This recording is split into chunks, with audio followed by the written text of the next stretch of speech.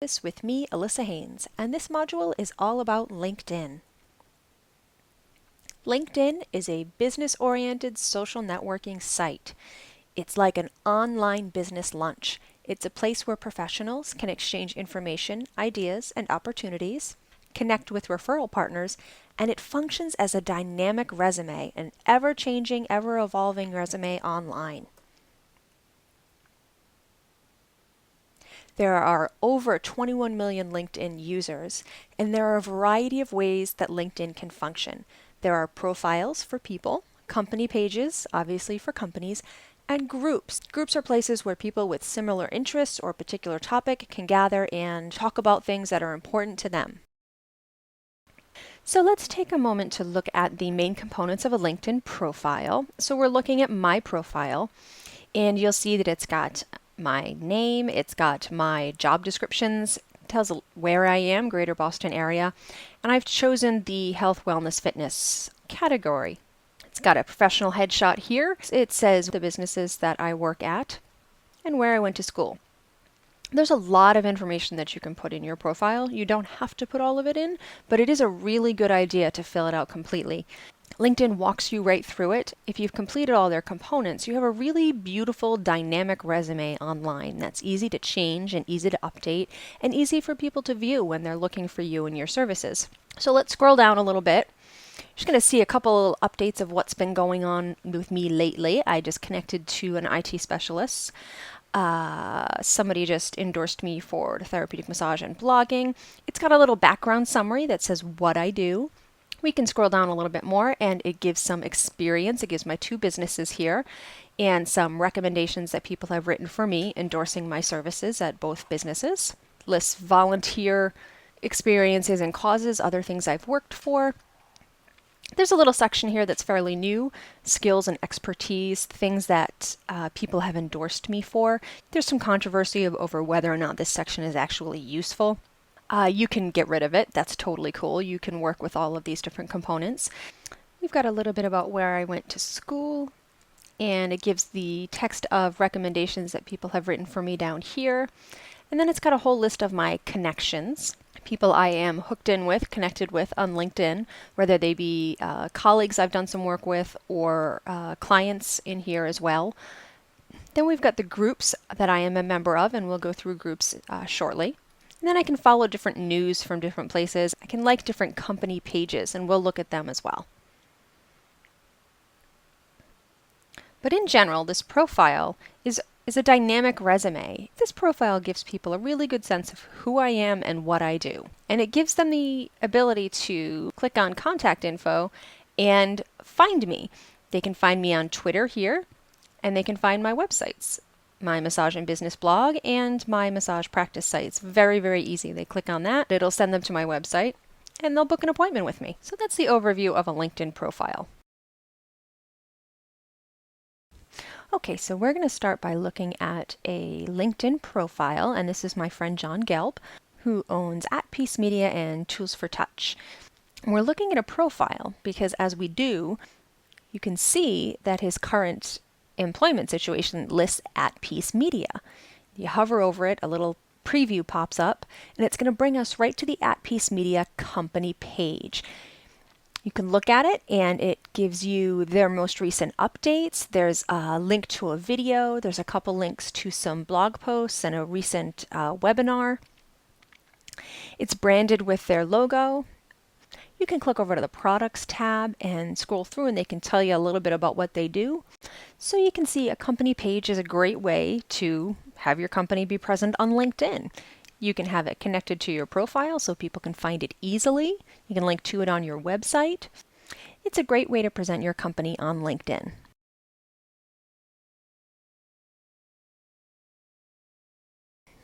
LinkedIn also has groups.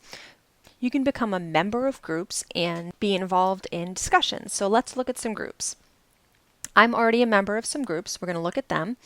And I'm going to click on my little groups and it's going to show me all of the groups I'm a member of.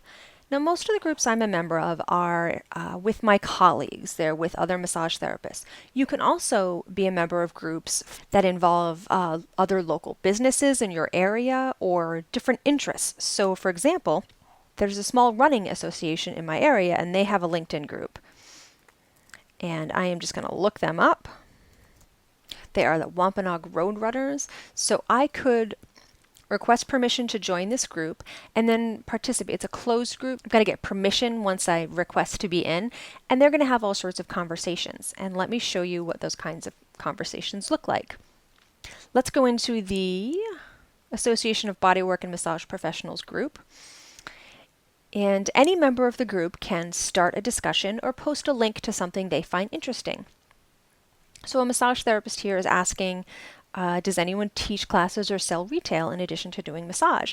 And you can see that 27 people have left a comment with their participation in this conversation. And there's all sorts of different conversations that happen in this group. If you've got a question, this is a great place to ask it, and you can get feedback from other professionals. You might have a local chamber of commerce that has a group, or any other interest group. You could have a local OBGYN network that has a group for their clients and patients, their expectant moms, to ask questions and help each other out. There's groups for all kinds of organizations. If you know who your ideal clients are, you can find out if they've got a group on LinkedIn, and you can join and watch conversations and participate in them if there's something you can be of use for, or if they have discussions that would be appropriate for you to contribute to. So groups can be a great way to connect with the communities that you want to serve. So let's look at LinkedIn recommendations. If you go to a profile and you'll scroll down, you can find the area where people have left recommendations for a service provider or a product. Here we're looking at mine, and I've chosen to look at one from a client who has left me a recommendation. So we're going to look at that. You click on the View More, and it just brings you to a bigger recommendations screen. So let's scroll down a little bit more. You'll see this recommendation from a client, and he has outed himself as a client by virtue of writing this recommendation, so it's perfectly okay for me to say he's a client because he's saying it here publicly.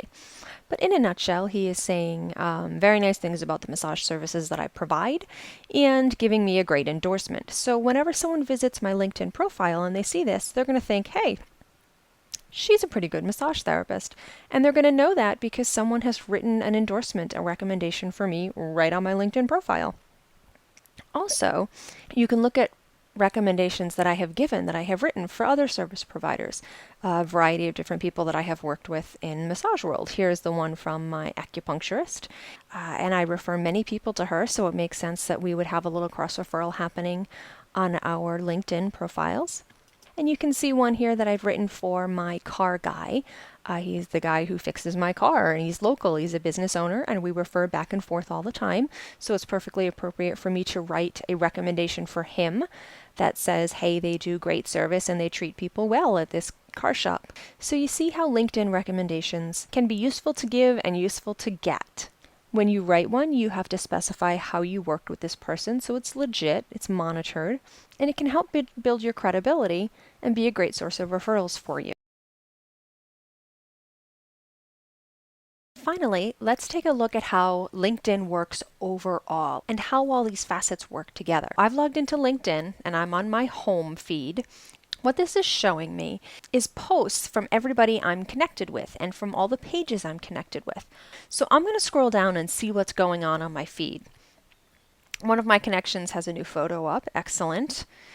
We can see how different people have made new connections. That's fantastic. Let's see if anybody's got some interesting articles posted. I could also post articles that I think are interesting. So I'm going to go back up to the top here. There we go. I know I'm making you dizzy. And I've already picked out an article that I want to post. It's an article about massage performed on rabbits after exercise, which I thought was really interesting. So I've read it through. It's something I want to share. So I'm just going to copy the URL, the link to the article, or I'm going to show you how we can do this two different ways. First, I'm going to paste this link in. When I click on this, it's going to let me paste the URL in, and then it's going to come up with a preview for that article here. It's just going to take a second to load. And I could put in a snappy headline, and I could share it with a variety of people. with the general public, with just my connections.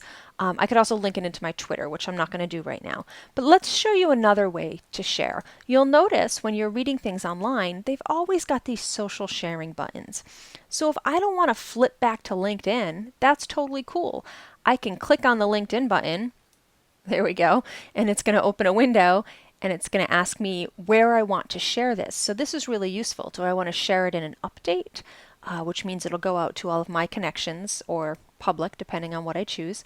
Do I want to post it in a certain group? I would just start typing the name of the group here and it could auto fill in. Or did I just want to send this to a particular person? Is there one person I'm connected to on LinkedIn who I think would like this, but I don't want to send it to the masses? I've got the options to do this. I am going to put this into the AMTA Massachusetts chapter group, and I might write, how comparable to humans? And I'm going to hit the share button, and it's going to tell me that I've successfully shared the update. So let's flip over to LinkedIn and see where this is going to appear. Now, I never completed this, so let's just X out of that. Now, if I go into that group, I'm going to see that that post appeared in there. And here we go, bunny massage, how comparable to humans. So anyone can click on that link there, and it's going to bring them right to the article.